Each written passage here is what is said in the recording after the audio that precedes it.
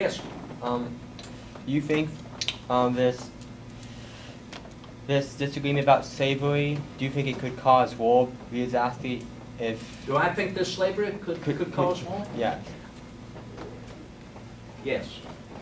I don't like to think about it. I have considered that the older I become, that it is now to be assumed by the mantle of the younger generation. Imagine when I was younger, I said this is a subject that should be attended to by our older representatives of the people. And yet, as I said earlier, it is not something that can be reconciled overnight. I mentioned that I am hopeful the territory of Louisiana can become our new empire of liberty, and yet, well, we know many have already removed their property in human chattels to the west bank of the Mississippi River.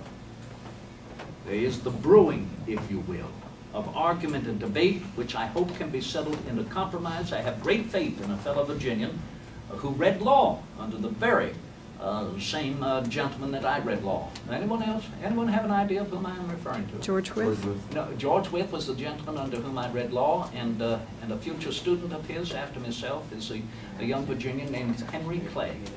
Henry Clay, who removed himself to Kentucky to be seated in Lexington.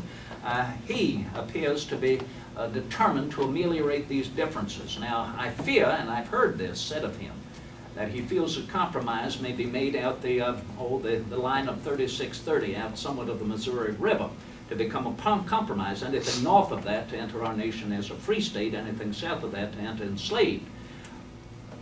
What will that settle? Nothing.